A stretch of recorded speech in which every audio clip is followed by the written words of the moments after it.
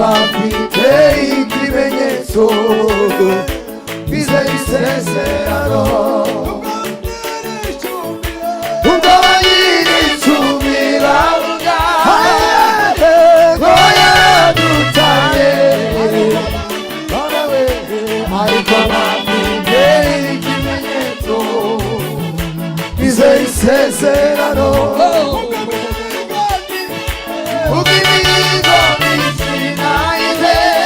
Utazashobora ugamasho yashira mu biraro bizera isezerano ubwo banyir'icumbi 20 mumenye n'ubwinshi bw'imbaraga zayo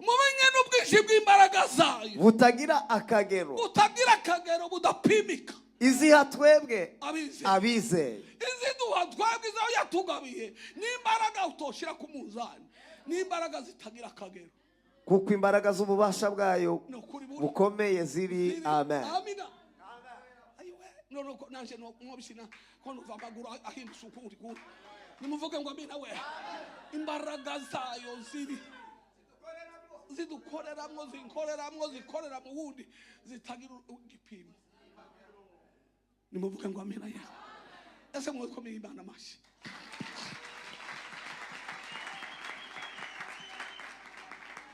uru rwandiko sinje urubahaye ni Yesu wabwiye ngo rubahe ndi mu ndege murukomeze cyane aha ku murongo wa 21 imushize hejuru y'ubutware bwose mutegere nusuriye Bibiliya yawe imushize hejuru y'ubutware bwose n'ubushobozi bwose n'imbaraga zose n'ubwami bwose n'izina ryose rivugwa uretse muri iki gihe gusa ahubwo no mu bihe bizaza amen amen uretse mu bihe byashize uretse muri ibi bihe n'ibindi bizaza Yesu ni uririmbwa gusa ni uvugwa gusa izina ryiwe rirabagirana ngo ariko izina rya Yesu rihora riririmbwa rizahora rivugwa iminsi yose kandi niryo Bibiliya ivuga ngo muri iryo zina nimwo twakirijwe nimuvuge ngo amina umwana namwe ngo ngufate ntoya ariko nkaza nshaka kwikubita hasi nibyo ndikomeza ndagenda sinarizi ko nohagarara nkavuga ariko ubu ngubu ko numva noguruka ko mfite imbaraga cyane muraririmbye numva ndanezerewe cyane ndabashimiye mwebwe mwese mwongeye kugaruka Imana ishimwe cyane shimiye kandi abungeri bantumiye ngo nze kwifatanya namwe muri iki giterane abandi mwese mumfashe dukoma amashi kubw'aba bashumba b'iritorero Imana ibawumugisha n'abakristo banyu mwese n'abandi bose bateguye iki gikorane Imana ibagirire neza shimiye n'andi matorero hirya no hino babitabye kuko nitabye tukabana namwe muri iki gikorane ndabashimiye n'Imana ibahumugisha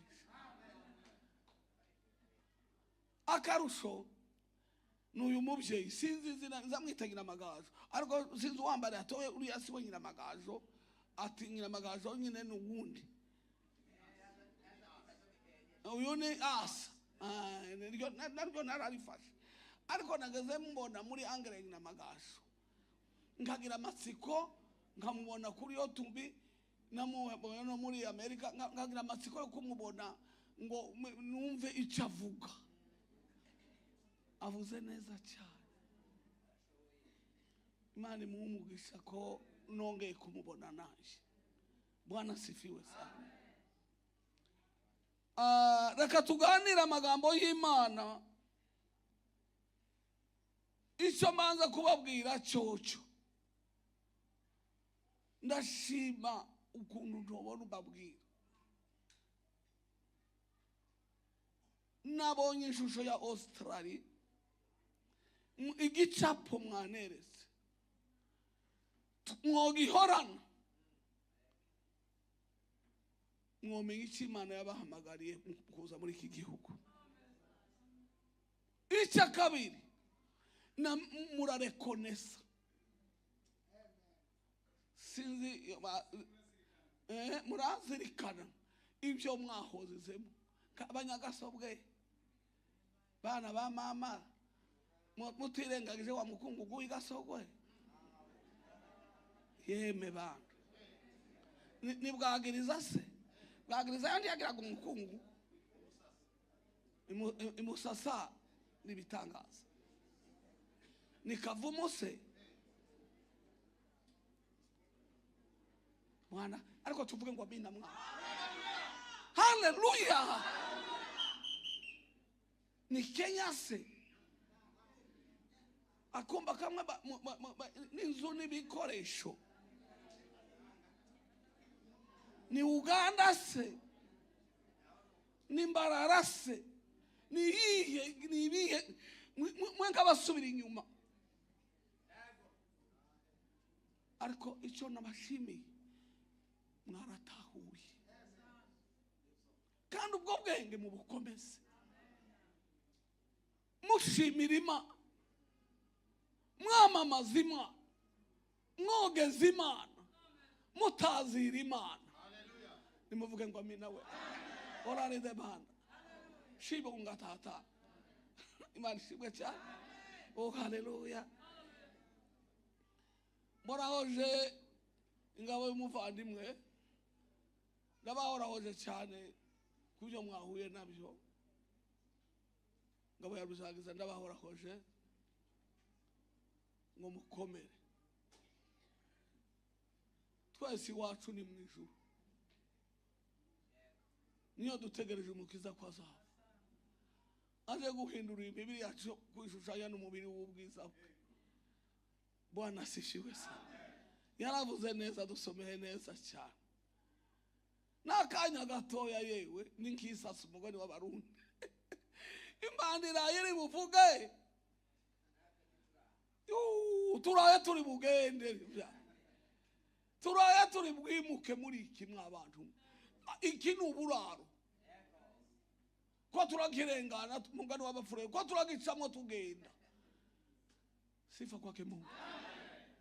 Turikora turatambuka ko tunachuchumia mugani wa Paulo ngo ninachuchumia ngo ndasigarirwa kugeraho utangura ngo kugezaho nguzogeza aho zo fata icyo Kristo yafatiye. Nimuvuge ngo amina yewe. Oh haleluya. Bwana sifiwe sana.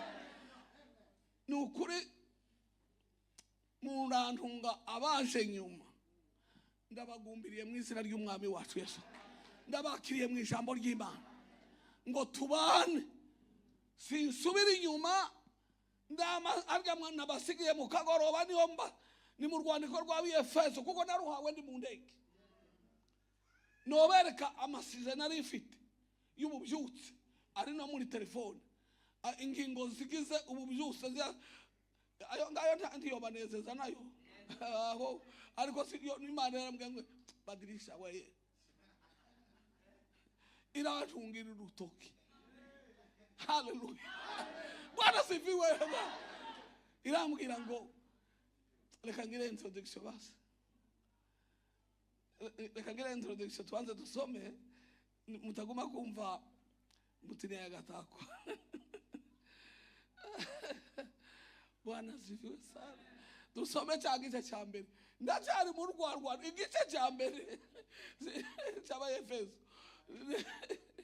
Nukuri aho nabasigiye niho nabasanga ariko nababwiye. Mungu wanje iteguye 15 verset 15. Uhere ku murongo wa 15.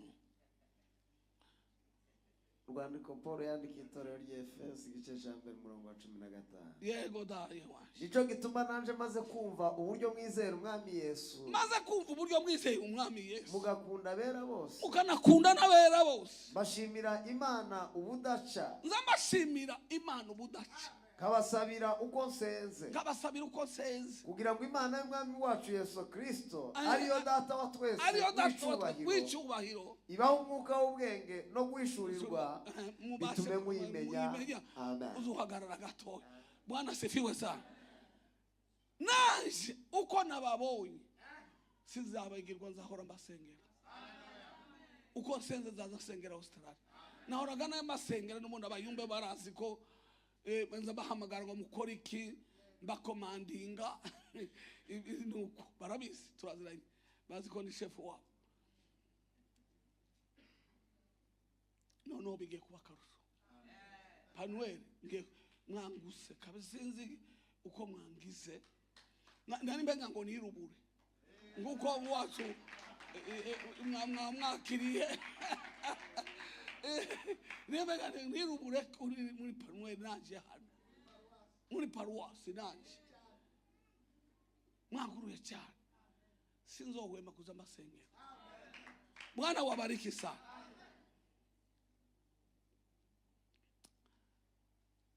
Urwandiko naruvuze bihagije sinzura mwuka byaramo ariko kubwo abandi tutabanye reka ngugira mbrefe cyangwa imfunyafunya abarundi niko baza bavuga mbe babwira mbasogongeze gusa umutwe w'ishambo nshaka kuvuga. Paulo yandikira Efeso yaravuga ngo jewe ndabandikiye jewe imbohe yanyu jewe imbohe Paulo ndabandikiye imbohe nandikiye mwebwe abi Efeso abera b'Imana. Bwana sifiwe.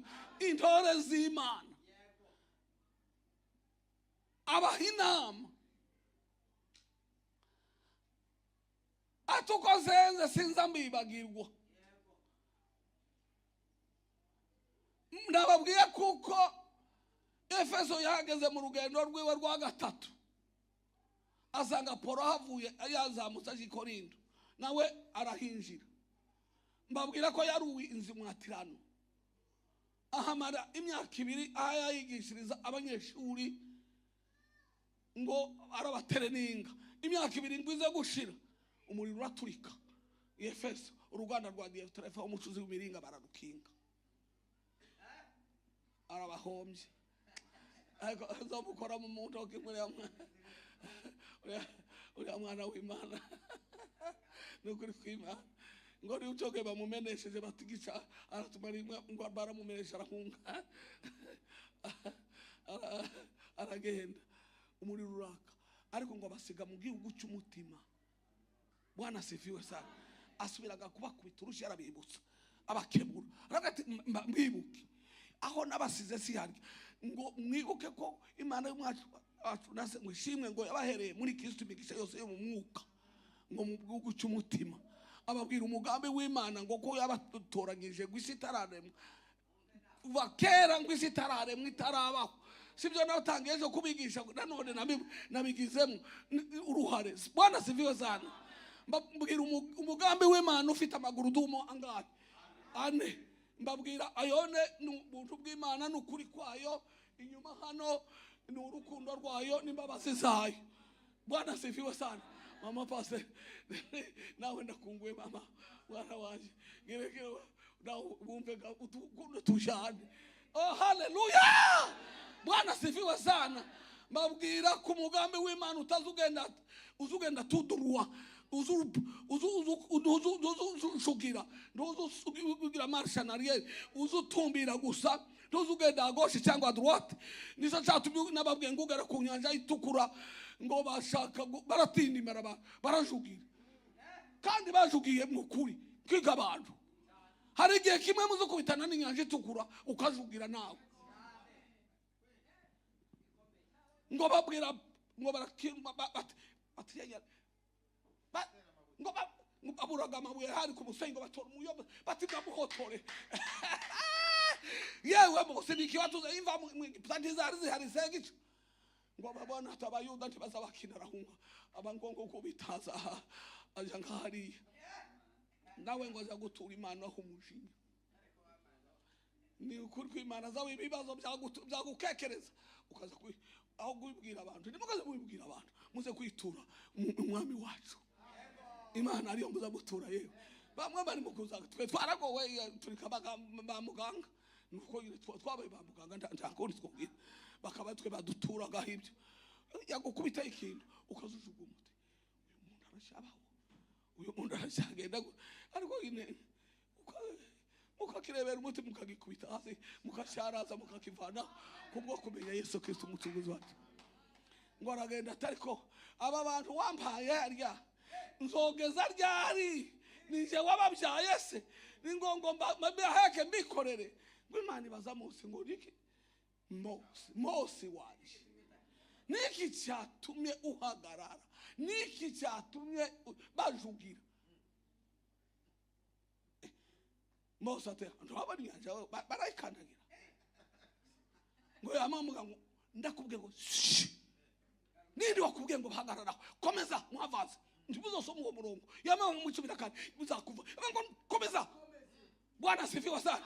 Mugambi w'Imana ntuzuzugira ngo kovomeza ni baru kuvogera muvogera ngo yamayibwira ngo nawe rambura yankoni yawe ngo irambure amazi atimiswa.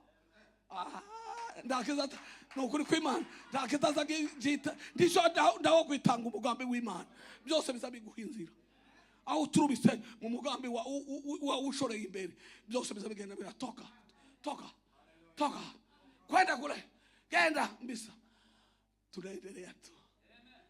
Bwana asifiwe sana. Nimuvuge ngo amina we.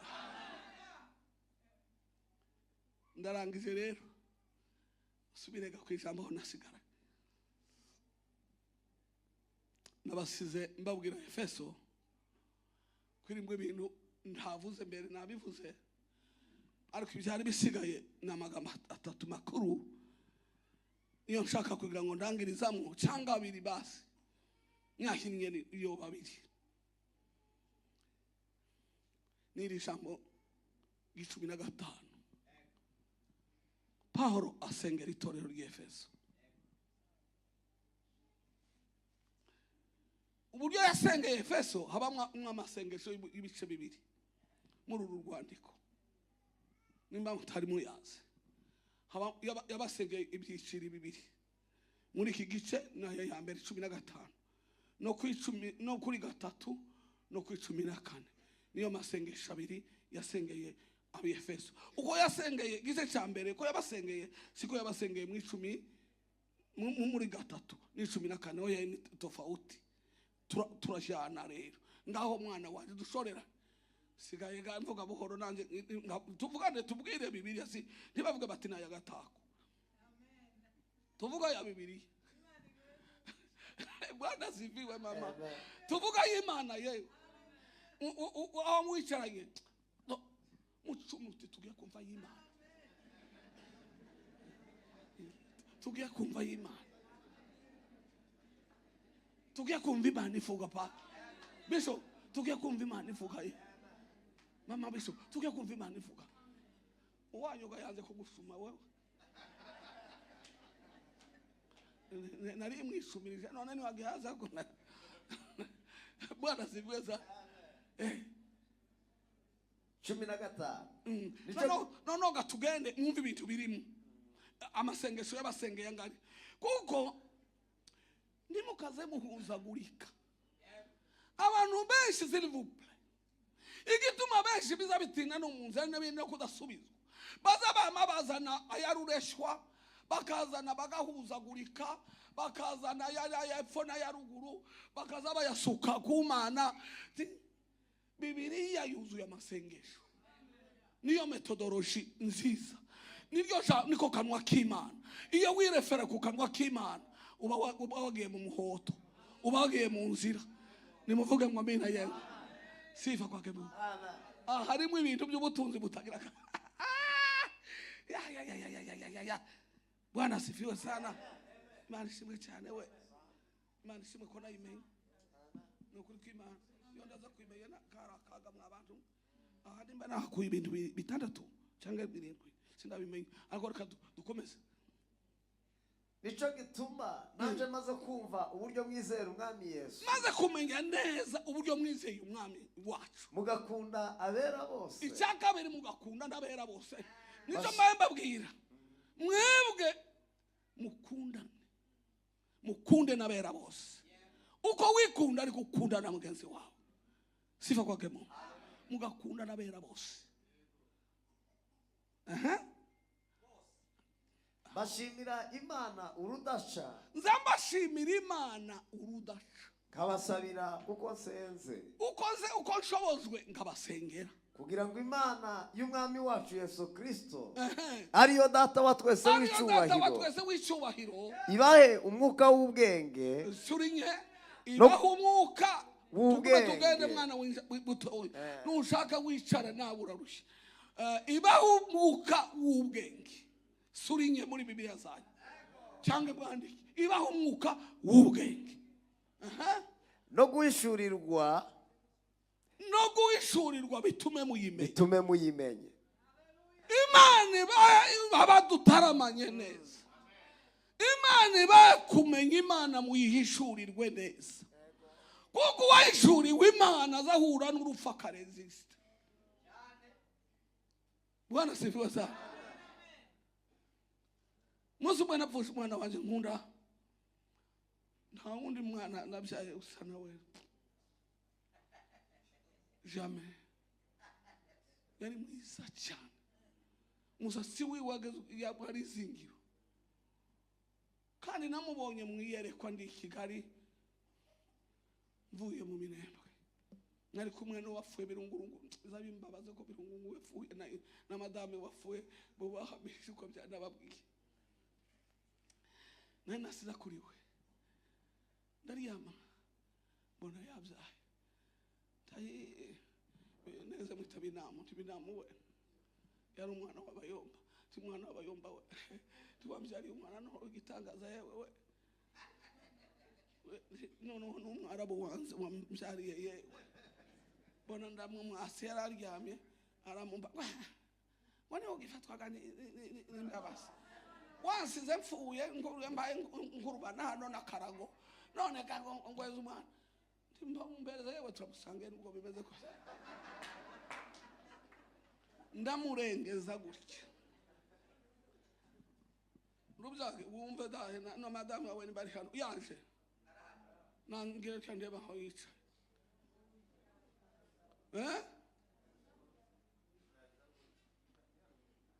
Imana igumugisha we nakubo ngo murenze gutya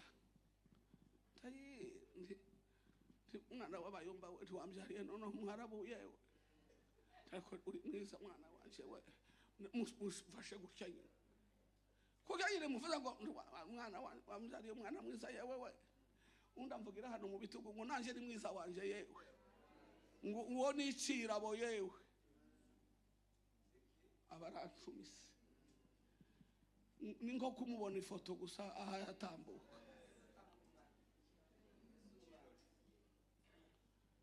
Arancumita abahanuzi ndibuza bugira ngo ninde n'porte mbona ko murambika ndiye n'ikirabo uko ni ratambutse aragiye birungurungu yaryamye ku gitanda ndabyuka ndasenga ndashima ngo maratese niki ariko yumva bangira ngo niki ko usenga ariko kandi wose naho watangaye byagenze gute yewe eramu yabyaye yewe ariko byaye umwana usa n'umwarabu none ndamurengeje barambwira ngo nicira bo ngo nawe ni mwiza wiwe kuko ari Yesu kera yavuze ati ni mwiza wanje yewe arabashaho gusa atambuka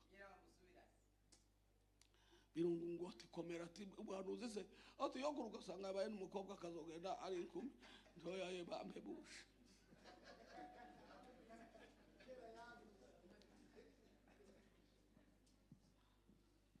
Imana idufashe izi duha kuyimenya neza. Iyo wamenye Imana neza haba no mu rupfu uko niko natashye, niko twageze na Birungurungu dushitse adutekera icyayi aho yibikana umwana asinziriye kugira n'ingena nabonye twicaranye n'uwacu nangwa ndi mwana wa Muyomba ndi simfite amamo peza wa mwana waje usa n'umwarabu ndabonye niyo ziraje tigenda ngo simbyuse umwana wanje arasinziriye ibitose se birashira genda umumbere mbabare numve umutima ko haragurumira genda aramujusa aramunzanira ndamurengeza nyine nukuri kw'Imana kurya nyine ngize gutya ndamugandi ewe ongera nshuti yaje ndiwambyariye umwarabu yewe ntariko twari tuziranye ntariko n'icirabo ngo Yesu we ngumva uko azavuga we ngo mu izina rya Yesu bado woshaka Birungurungu ati ushaka umukurikira umubaza tibyoroshe atuzuvuga nabi gusa cyo cyangwa ndakiza aradukorera turarya n'uwacu turirira turagaragurika iwabo hari hagufi ariko ari kure aravuga ati nanjye sinara ndatashe turamuherekeza aragenda ngurwa turaza mwicara n'uwacu ambwira uko byagenze ngo mare ambwira ati yajambo wanteye icumu mu mutima kandi ryambabaje umbabarire kuko nababaye Imana ikubabarire yo mu ijuru isubira yongera ikubabarire yo mu ijuru sijega yewe ryavuyeho nanje naramurengeje ndi Kigali mbona wambyariye umwarabu nti wambyariye umwana w'umwarabu yewe undamvugira mu bitugo ngo nanje n'umwarabu wanje nanje n'umwisa wanje ngo we n'icirabo none tubifata yewe gutyo bimveho tubyakire n'ubu iyo foto yiwe yanze kumva muri rimwe na rimwe azaho n'amahorora amasoza yamaze gucuka agira imivuma imwe itaraboneka umwana ucutse akaza akakurunguruka gutya agasubizayo umutwe yababonye agasaga amaze agamamo ngaha adukanga nkifata uyu muntu karansigira ifoto yacu yarwaye umusonga gusa ngo tukimukoze hariya irundu mu bitaro ngo bagitere muti ngo bakigire bate umwana umwe umuganga wari uharira ambwira ati shana umwana ahwerere nzira ati harangiye bwende cyane atabara ati asigaye iminota ingaha ahwere sinzi ubwo twisubuyaje mugere tugende ati namuteye isida no ati ngutu n'utunini guduhendahenda ariko cyo kera yambwiye ati mugende ati mbwira ko akubwiye tugende wewe ko ari icirabo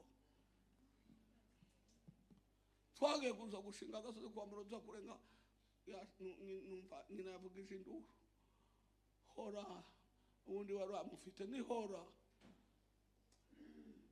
kurehindi ruza barasana ngo ijuru n'inyenyeri bigatabara nimuvuge ngo amina we niyo mfura yanje niyo mfura yanje mu bwami ndagina yaramusanze we kera bwarashikiranye rwarahoberanye iwabo ibihumbagiza byabanesheje ujani iwabo ibihumbagiza byabanesheje mumura tujani iwabo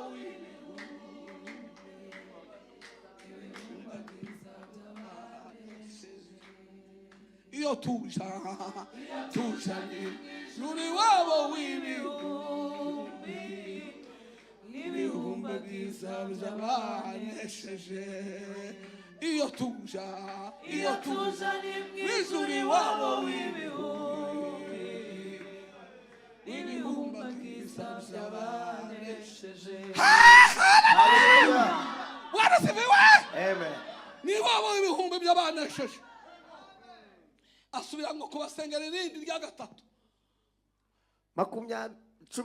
cumi n'umunani ngo amaso y'imitima yanyu abone uko ahweza, mumenye ibyo mwiringizwa n'iyabahamagaye, mumenye n'ubutunzi bw'ubwiza bw'ibyo azaraga abe. bawicaye aho ngaho ariko sha urazubira ngukunda mwana wa nononge gukunda ubwakangari please, kubera warafashe mu bana mfunze najyanye nabo ari number 1.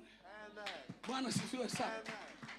Munumve neza abasengera ijambo rikomeye ngo amaso y'imitima yanyu ahumuke.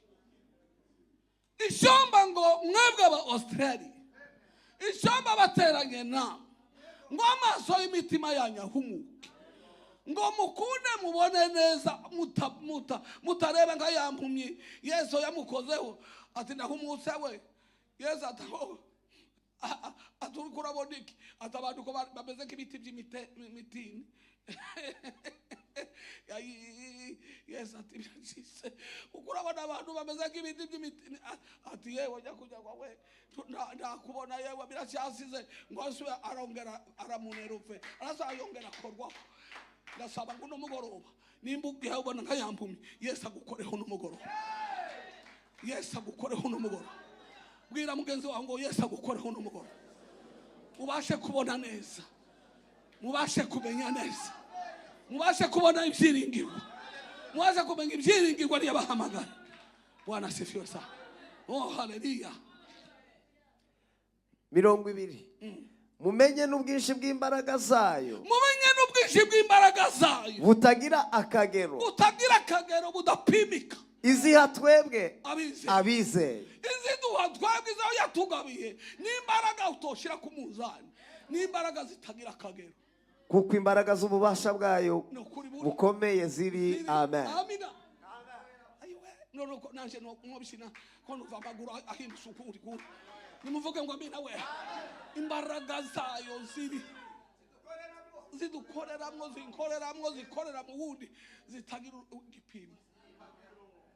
Nimuvuge ngo amina ya. Ese mwikomeye Imana amashi.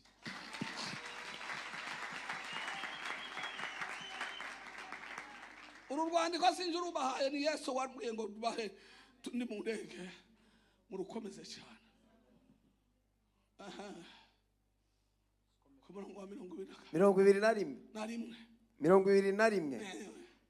imushize hejuru y'ubutware bwose. Mutegere nusurinye Bibiliya yawe.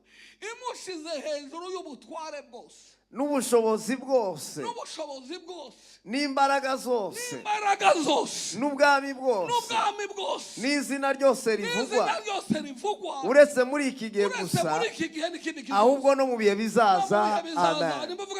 Amen. Uretse mu bihe byashize, uretse muri ibi bihe n'ibindi bizaza. Yesu ni uririmbwa gusa, ni uvugwa gusa. Izina ryiwe ibagirana ngo ariko izina rya Yesu rihora riririmbwa, rizahora rivugwa iminsi yose. Kandi niryo Bibiliya ivuga ngo muri iryo zina nimwo twakirijwe. Nimuvuge ngo amina. Disikuru ya Petero yendagira ngo niya kabiri bavuye muri prison, babaze gukiza cyake bari muri prison, bavuye muri tribunal. Baramubaza batese ni imbaraga ki n'ubushobozi ki ni izina rya kije umuntu agakira ubugomba mbaraga genda ni fenomene ni iki mwakoresheje ngo babonye urwaho. Abazasoma disikuru ndende iraho ngaho irimo ibintu 8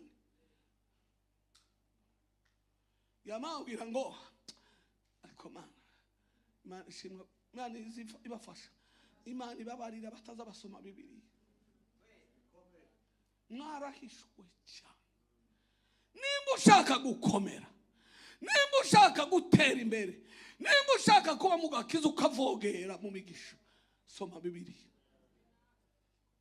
Usubire wongera usome, wongera usenge, siko muza muririmba Erusenge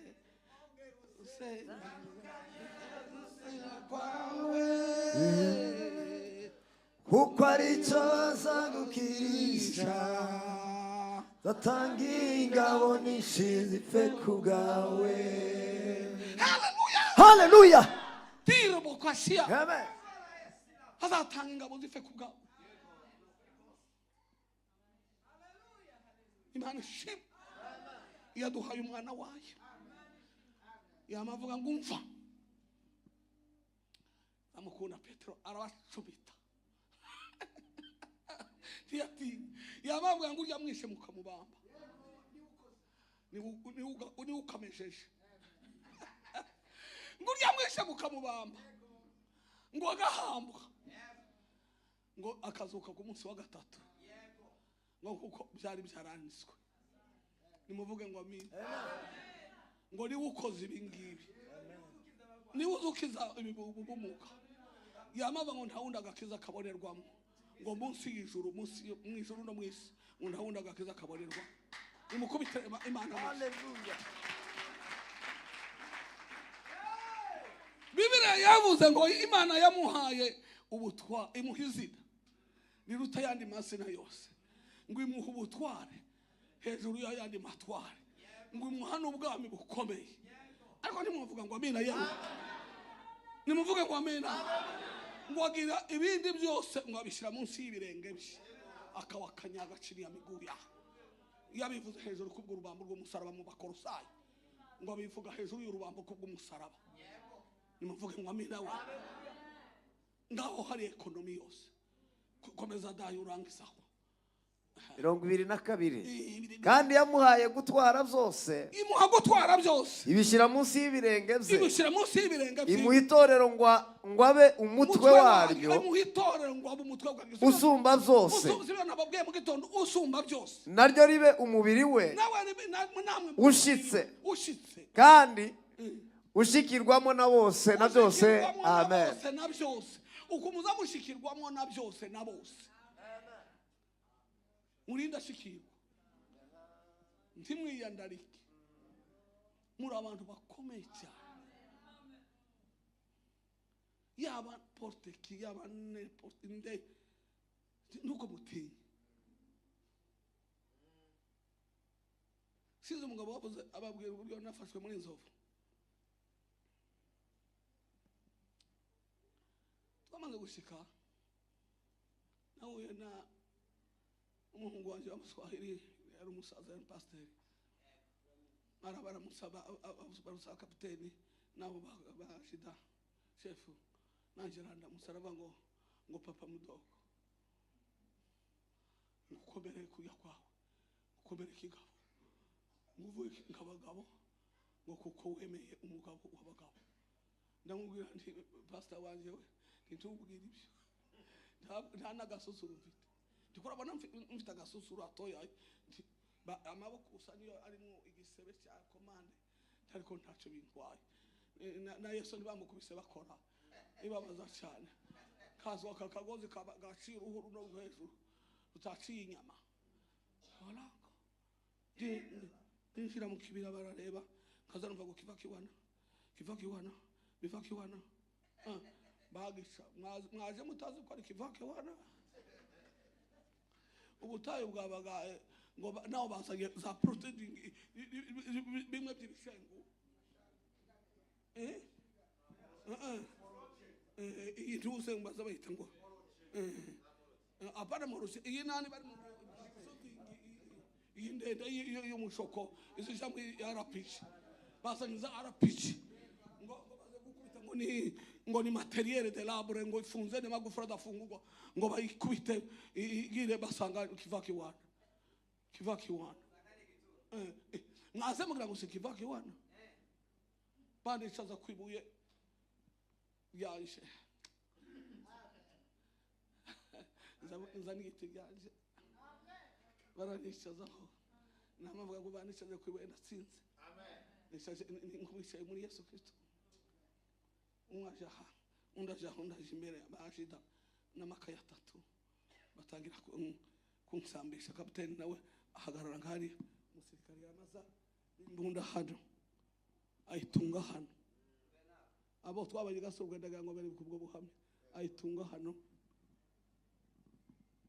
ahagarara ariko atungana kugira ngo ngira ubwoba mvuge bitavugwa umwana mvuga isunda kamvuga ndarwana ceceka wari kwa kagasuzuguro kawe shabamwe bakuvuga kuri iki ko bamwe uzusuzugura abantu ndababwira ngo mufite utunwa tungahe bati dutatu umwe afite kamunda kane utunwa dutatu ndadusubiriza rimwe ko ari dutatu mfite dutatu njewe cyangwa ufite kamwe ngako mfite kapiteni yabama avuga ngo solo arubiso atavuze ukuri uzuvuga wise ngusubize uyavuga yise musubize uyavuga musubize nawe yise mwandike naho ni musobanyiriza ntacu mbabwira